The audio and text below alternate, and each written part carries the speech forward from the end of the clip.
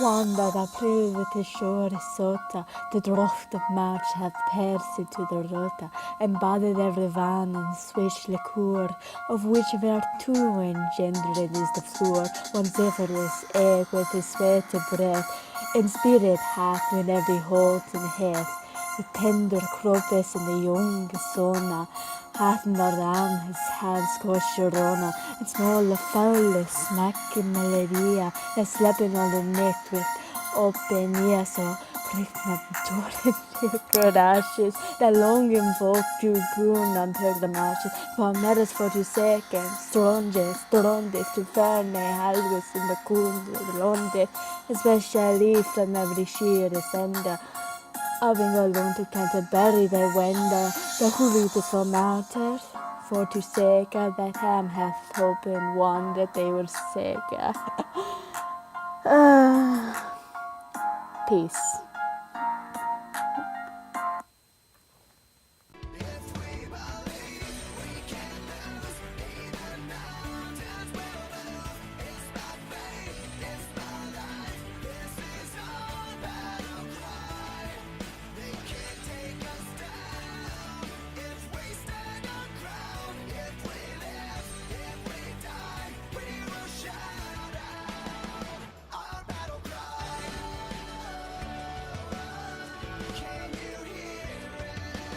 Okay, now that I burned your ears out with that rap, on to the review. I'll be honest, I wasn't really into the episode. The last episode was great, and I know that when you're trying to follow an episode up like that, it's not going to follow up very well. That being said, first half of the episode, I wasn't digging it. The duel between Akira and Playmaker was just not fun.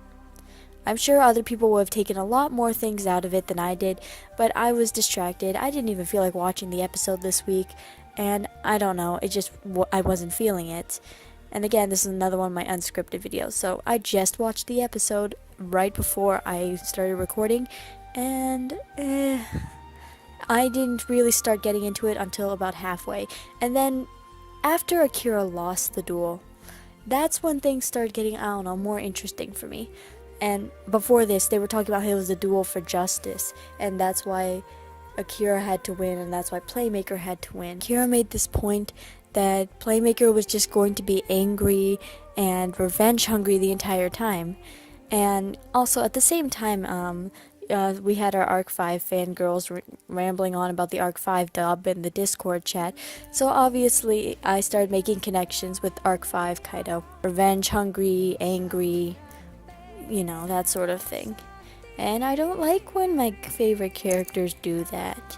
I mean, okay, I do admit evil is sexy, but I need them to calm their shit down just a little bit.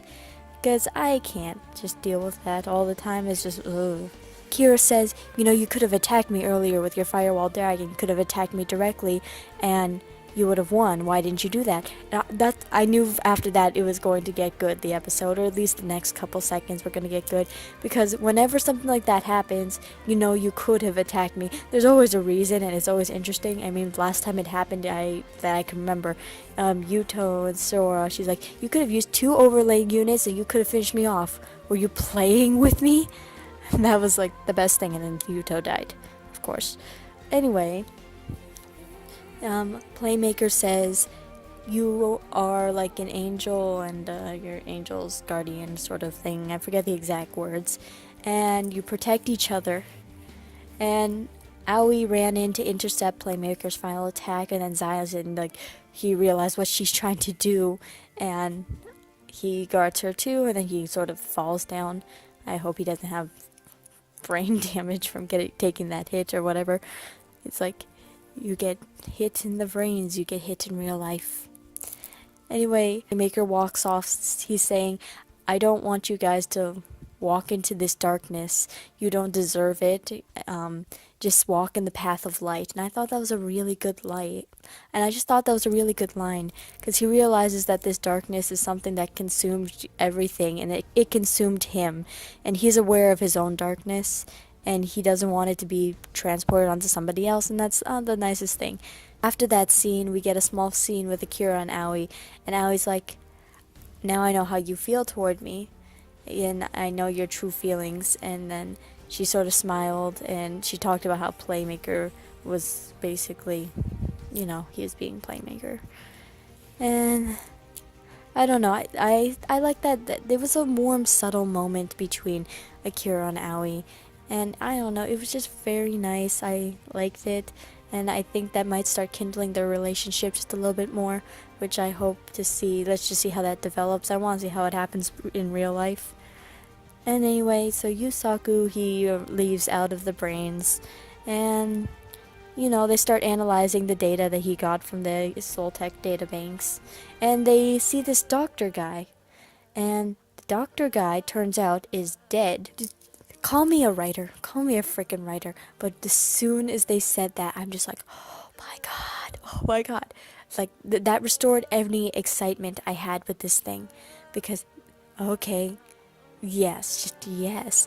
A secretive person who's supposed to be dead that we know isn't actually dead, or maybe he's stuck in the brains forever or something, but he's not actually dead, that he can't have any influence on the plot whatsoever.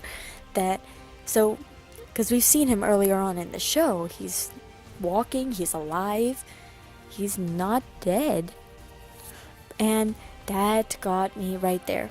That was like one of the biggest parts. It's like, oh my god, he's supposed to be dead. Next thing we know, we see Revolver. I'm like, yes! And he's with the scientist guy, and they have this cube thing, and they threw it into a giant well thing. And I'm just like, oh my god, now this is getting interesting. First of all, I swear, if I see any more floating orbs, I'm going to shank someone. I'm not even kidding. I'm tired of the grunge. When we saw Revolver and we saw this doctor guy, that was very interesting. And that was basically the gist of the episode. I know this is a very short review because I don't have anything to rant or tie this into with. That was just basically my thoughts. I thought the writing in this episode was very, very interesting. As Yu-Gi-Oh shows go, I identify with how they write them, because they're long, they're shonen, they're dragged out, and they like to lay out their characters and develop them more, compared to some of the shorter shonens where you get a bunch of characters, a bunch of dump, and then you don't get as much development on each one. Now that being said, Yu-Gi-Oh tends to sometimes drop a lot of characters, and it again, but still, it's a slower show, it's a slower burn, once a week for 3 years. That's the sort of thing you get with Yu-Gi-Oh! And that's how I identified with the writing, because that is actually my own personal writing style.